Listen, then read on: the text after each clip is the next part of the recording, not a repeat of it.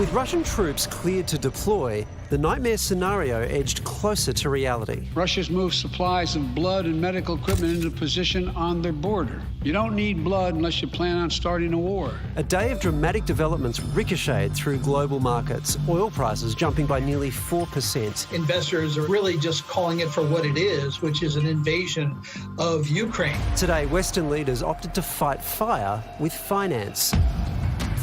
The US targeted Russia's sovereign debt and two of its largest banks with comprehensive sanctions. That means we've cut off Russia's government from Western financing. We'll also impose sanctions on Russia's elites and their family members.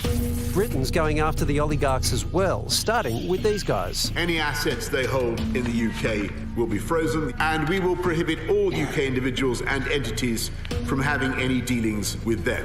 And the British PM wants St Petersburg stripped of the Champions League final in May. I think it is inconceivable that major international football tournaments can take place in Russia after, as I say, the invasion of a sovereign country.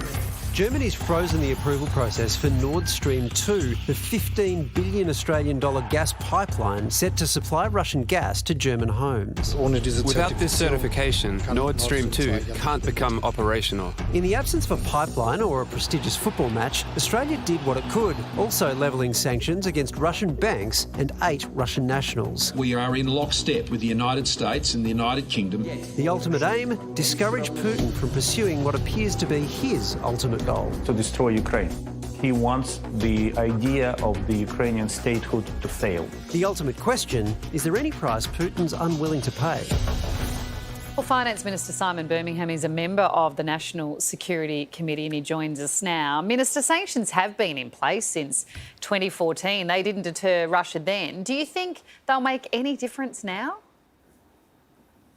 Well, this is a very coordinated escalation of sanctions. We're not surprised by what Russia's done. We're deeply disturbed by it, but we've been working for weeks with international partners on the type of response that can be applied, and that's why you've seen the European Union, the United Kingdom, the United States, Australia, Japan, all moving very much in lockstep in terms of targeting the financial capabilities of Russian banks, targeting some of the individuals involved, and we have further steps that can be taken if need be should Russia continue to escalate. Yeah, what would those steps be? Because the Ukrainian president has said that the sanctions needed to happen well before any invasion. You know, time is passing on. What are the West's options if Putin ploughs on? There are further types of trade, financial and indeed individual sanctions that can be deployed. We'll continue to work with all of those international partners to make sure that Australia is right there, upholding that, as well as encouraging other nations to do likewise. We encourage those in our region welcoming Japan's decision, encouraging China, encouraging others to follow suit and to make sure maximum pressure is there. Of course, we've also taken the steps in terms of ensuring that those Ukrainian citizens in Australia have certainty to stay longer, an extra 6 months, and fast-tracking visa applications for any people in the Ukraine seeking to come to Australia. So you're clearly right that we could, or the West could, ramp up these sanctions. There's a lot more room to go. They're at the light end, but there are more severe things that could happen.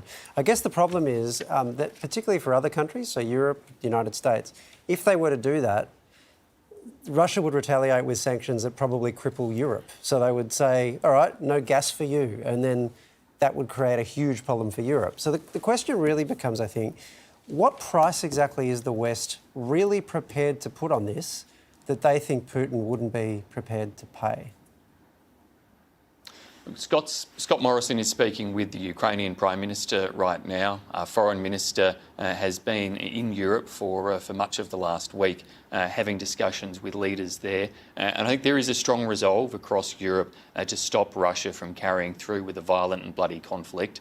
You've seen that, for example, in Germany's decision, which is about cutting off a potential new source of energy in a new pipeline and saying that's not going to go ahead at this time. That's very different to risking your own current supply of gas, though, isn't it? But European leaders, I know, are looking very carefully at all of the contingencies for themselves in these circumstances. Look, the pressures are real. You can see that in what's happening with global oil prices and how that's flowing through across the economy. But the resolve does appear to be strong, and particularly to go after the financial institutions of Russia, to see, as you saw in the UK, the seizing of assets, or at least the freezing of assets, and going further where necessary. Well, let's hope it's enough, Minister. Thanks so much for your time. Thanks, guys. My pleasure.